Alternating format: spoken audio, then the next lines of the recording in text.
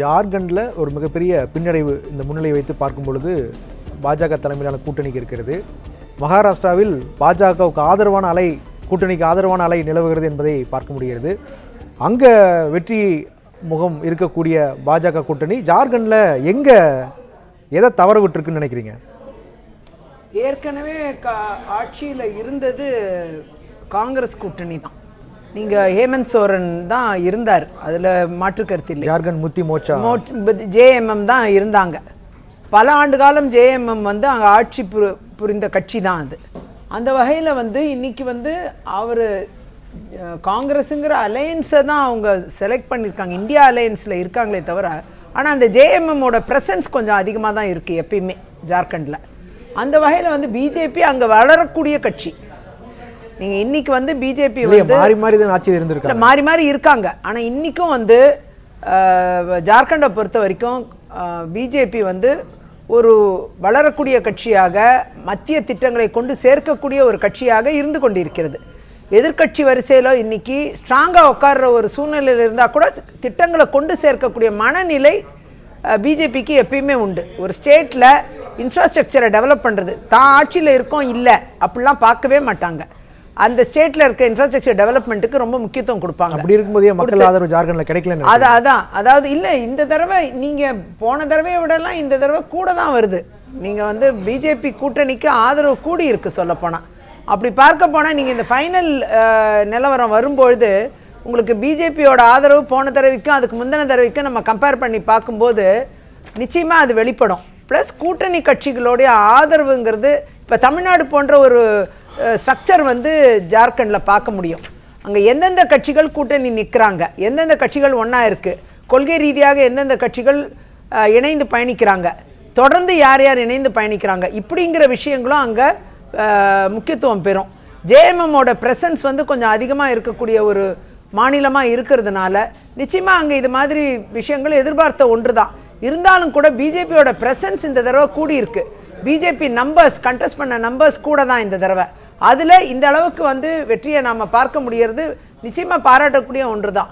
அது நல்ல மிகப்பெரிய வளர்ச்சி தான்.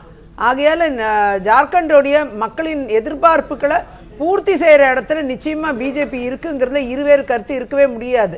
அந்த வகையில் மத்தியில் இருக்கக்கூடிய ஆட்சி ஜார்க்கண்டுங்கிற மாநிலத்தை மிகப்பெரிய அளவில் உதவி செஞ்சிருக்காங்க, இன்ஃப்ராஸ்ட்ரக்சர் டெவலப்மெண்ட்டுக்கு உதவி பண்ணியிருக்காங்க.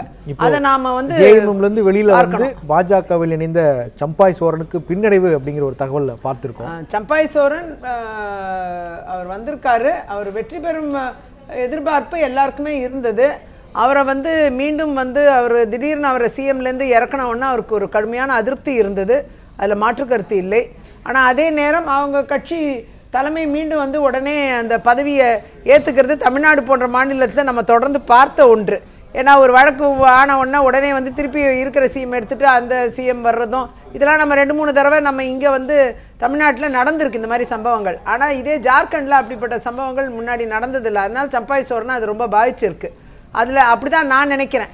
ஏன்னா இங்கே நம்ம பார்த்துருக்கோம், அப்படி சூழல்களை பார்த்துருக்கோம். ஆனால் அந்த சூழல்களில் அவர் எடுத்த முடிவு அவருக்கு சரியா தப்பாங்கிறது இந்த தேர்தலில் மக்கள் கொடுக்கக்கூடிய வாக்குகள் மூலமாக தெரிய வரும். அதில் எனக்கு இருவேறு கருத்து இல்லை. ஆனால் அதே நேரம் நிச்சயமாக ஜார்க்கண்டை பொறுத்த வரைக்கும் பாஜகவுக்கு ஒரு லீடர் இருக்குது. நீங்கள் தனிப்பட்ட முறையில் பாஜகவோட நம்பர்ஸ் என்னன்னு பார்க்கும்போது பாஜக போன முறையை விட இந்த முறை வளர்ச்சி அடைஞ்சிருக்குங்கிறது தான் நம்ம பார்க்க வேண்டிய. நீங்க எப்படி பார்க்குறீங்க இந்த லீடர்? இல்லை, என்னன்னா மத்திய அரசாங்கம் ஜார்க்கண்ட் மாநிலத்துக்கு நிறைய திட்டங்களை கொண்டு வந்திருக்கிறாங்க. அப்படி கொண்டு வந்தது உண்மையாக இருந்திருந்தால் இன்றைக்கு ஜார்க்கண்டில் பிஜேபி தான் முன்னிலையில் இருந்திருக்கணும். அப்போ பிஜேபி முன்னிலையில் இல்லைன்னா எந்த திட்டங்களும் அங்கே வரலைன்னு அர்த்தம்.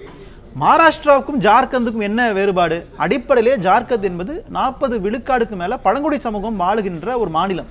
அங்கே பிஜேபியினுடைய அடிப்படை சித்தாந்தம் ஒர்க் அவுட் ஆகலன்னு புரிஞ்சுக்க முடியுது. என்னதான் பிஜேபி பிர்சா முண்டாக்கு விழா எடுத்தாலும், ஜன்ஜாத்தியா திவாஸ்னு விழா கொண்டாடினாலும் அங்கே இருக்கக்கூடிய பழங்குடியின மக்களிடம் இவங்களுடைய சித்தாந்தம் செல்லுபடியாகவில்லை. ஆனால் அது மகாராஷ்டிராவில் ஒர்க் அவுட் ஆகுதுன்னா அதற்கான அங்கே களம் வேற, இங்கே இருக்கிற களம் வேற என்பதை நான் அடிப்படையில் இங்கே பதிவு பண்ணிக்கிறேன். அப்போ மகாராஷ்டிரால நீங்க வந்து நான் இந்த இப்ப இருக்கிற ஷிண்டே தலைமையிலான சிவசேனா அடிப்படையில அந்த இந்துத்துவ சிந்தனை, ஜாதி அரசியல் இதெல்லாம் வச்சு அங்க ஒர்க் அவுட் ஆயிருக்குது. அது இங்க ஒர்க் அவுட் ஆகல. அப்போ இந்த மக்களினுடைய கோரிக்கையாக அந்த மாநில முதலமைச்சரை ஒரு ஒன்றிய அரசு கைது செய்வதை அந்த மக்கள் ஏற்றுக்கொள்ளவில்லை என்பதை நீங்க புரிஞ்சுக்கணும். அவர் ஜெயில படுத்துக்கிட்டே ஜெயிச்சிருக்காருன்ற மறந்துடக்கூடாது. நீங்க ஜெயில படுத்துக்கிட்டு பிரச்சாரம் பண்ணார்ல இருக்கும் பொழுது இருந்த போது இப்ப இல்ல கரண்ட் நான் பேசல அவர் இருந்தார்ல. நாங்க என்ன சொல்றோம்னா எலெக்ஷன் கிடையாது, இப்பதானே எலெக்ஷன். நான் முன்னாடி இருந்து சொல்றேன். மேடம் என்ன சொல்றாங்கன்னா ஒரு ஊழலை செஞ்சிருந்தாரு அதனால கைது பண்ணாங்க இடி அப்படின்ற மாதிரி ஒரு கருத்தை பதிவு பண்ணாங்களா. நான் தான் கேட்கிறோம்ல, அப்ப அதானி வந்து இடி கைது செய்யாதா? அதானி சிபிஐ கைது செய்யாதா? அவர் மேல 2000 கோடி ஊழல் குற்றச்சாட்டு நேத்து வந்திருக்குது அமெரிக்கா நீதிமன்றத்துல.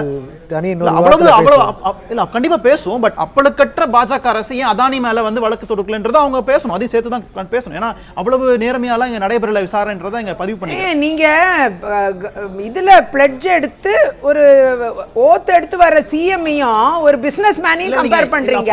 தயவு செஞ்சு நீங்க சட்டத்தை என்ன முன்னாடி அனைவரும் சமம். யாரா இருந்தாலும் சட்டத்தின் முன்னாடி சமம் தான். ஆனா அந்த அடிப்படையில உங்களுக்கு அதானி கிடையாது.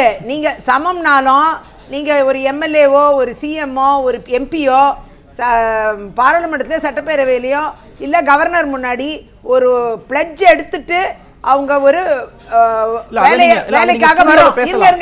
நான் ஒரு 3 தடவை எம்எல்ஏ தம்பி, நான் ஒரு 3 தடவை எம்எல்ஏவா இருந்தேன். நான் வந்து ஒரு பிளட்ஜ் எடுத்துட்டு நான் என்னோட எம்எல்ஏ வேலையை பார்க்கும் பொழுது நான் ஒரு 4 பிசினஸ்ல ஊழல் பண்ணா அது தவறா தெரியும்.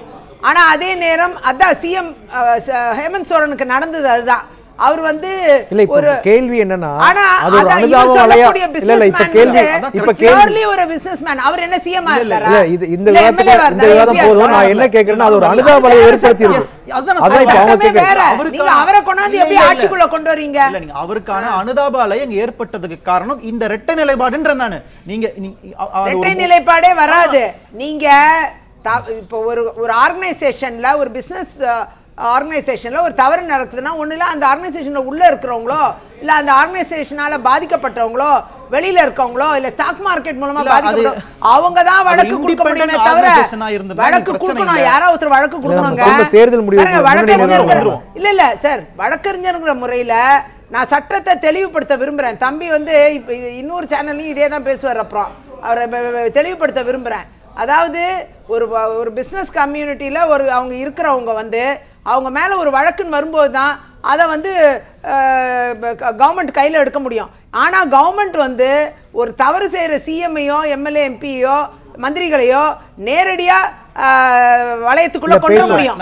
ஏன்னா அவங்க எடுத்திருக்கிற அந்த பிளட்ஜ்னால அவங்க பண்ண முதலமைச்சர் மேலயும் அதே பார்வை இருக்குன்னு தான் நான் கேக்குறேன். தொடர்ந்து பேசலாம். சிறிய இடைவேளைக்கு பிறகு மகாராஷ்டிரா மற்றும் ஜார்க்கண்ட் சட்டப்பேரவை முன்னிலை நிலவரங்களை பார்க்கலாம். சிறிய இடைவேளைக்கு பிறகு